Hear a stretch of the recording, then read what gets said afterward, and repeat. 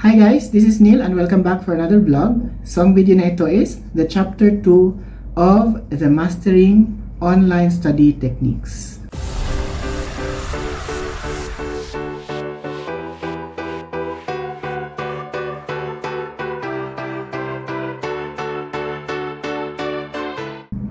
So ang i-discuss natin sa video na ito is about the 5 most important things to consider when it comes to mastering your online study techniques, focusing on how to make your study routine.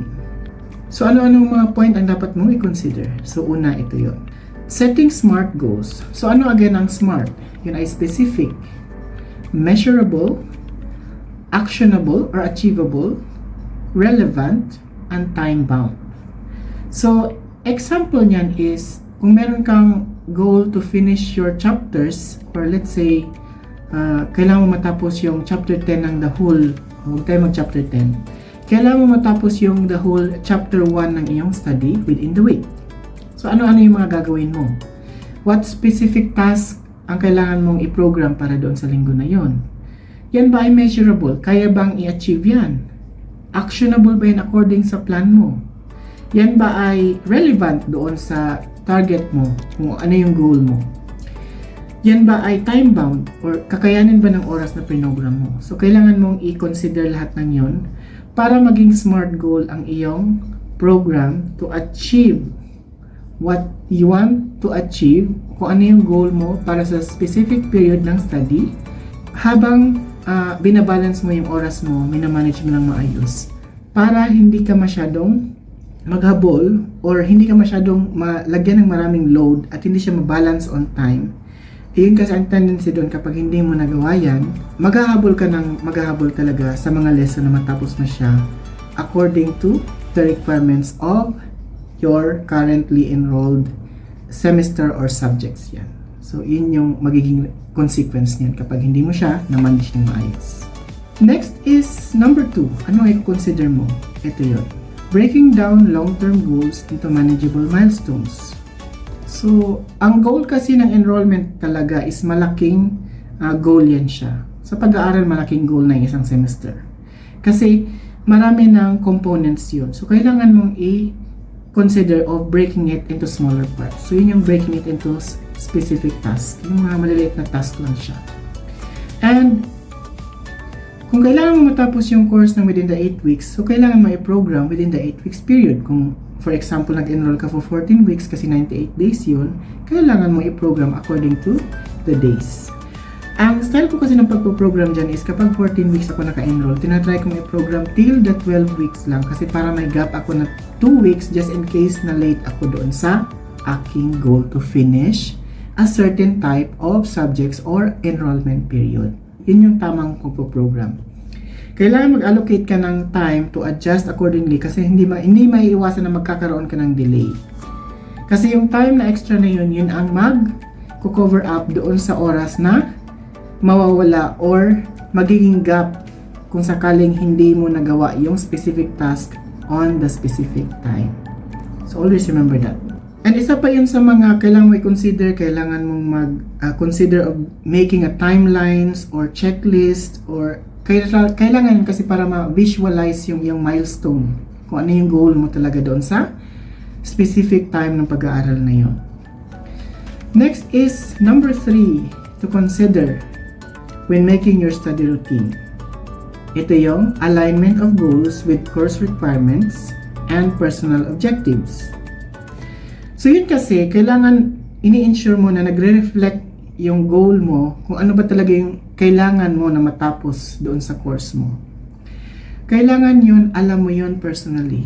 And alam mo sa sarili mo na yun talaga ang kailangan mong gawin, na naiintindihan mo. So example, kung ang iyong goal is i-improve mo yung process ng pag-aaral mo or writing practice ng pag-aaral mo, hindi ka lang nanonood ng lectures, kundi ini-improve mo pa yung pagsusulat para ma-improve yung skills na yun. Kailangan, yun talaga ang kailangan mong i-focus na ma-achieve on the specific time. And isa pa, kailangan mo i-consider na tanungin mo yung sarili mo, yung goal ba na yun ay nakakatulong ba yun para matapos mo yung specific study time o specific study task? Nakakatulong ba yun para mag-progress ka papunta dun sa completion ng course mo? Kasi kung hindi yun nakakatulong, kailangan mong baguhin yung goal na yan. So, yun yun. Fourth consideration is writing down and regularly review your goals. Yes, kasi kung hindi mo nire-review yun, yun yung nangyayari nga na hindi mo alam na hindi na pala nakakatulong yung isang goal sa'yo. Hindi mo alam na hindi na pala nakakatulong yun para mag-progress ka sa course project mo or course subject mo na ginagawa mo ngayon or enrollment mo. Kaya kailangan yung review talaga. Every now and then kailangan mo siyang i-review kasi para ma-adjust mo accordingly kung mayroon kang dapat baguhin, mayroon kang dapat tanggalin, or mayroon ka dapat i-add doon sa process. So, very important yan.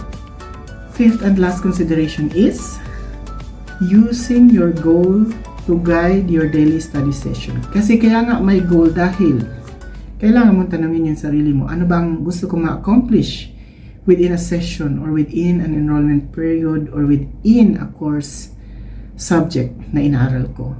Ano ba yung gusto ko na knowledge na makuha dito? Ano ba yung attitude na gusto ko ma-practice dito? Ano ba yung mga dapat kong gawin para ma-improve yung process nito at mai-apply ko sa next subjects na pag-aaralan ko? Ano ba yung nakakatulong sa akin na dapat kong dalhin? Ano ba yung hindi nakakatulong na dapat kong iwanan sa process na to? Ano ba yung much clear objective na pwede kong i-program na hindi ako mag-fail, na much better ko siyang maipa-practice over the next study sessions na gagawin ko? So, kailangan mong tanungin yung lahat yan. So, ang summary ng video na ito is about setting a SMART goals, which is the specific, measurable, actionable, or achievable, relevant, and time-bound. Second is how to break down long-term goals into manageable milestones. Third is how to align your goals or these goals into the course requirements or your personal objectives. Fourth is how to write down regularly and review these goals na sineset mo para sa pag-aaral mo. And fifth is how to use these goals na sinet mo to guide your daily study sessions para matapos ka and para mag-progress ka to the completion of a certain course, a certain enrollment, or any requirements na related doon sa course mo na makakatulong sa iyo para matapos siya ng maayos. So, thank you for watching this vlog. Please don't forget to comment kung may mga suggestions ka again and kung meron kang mga clarification about sa vlog na ito. And please, huwag mo rin kalimutan na i-click ang subscribe button para maging updated ka sa aking mga next educational vlogs and practice. Bye!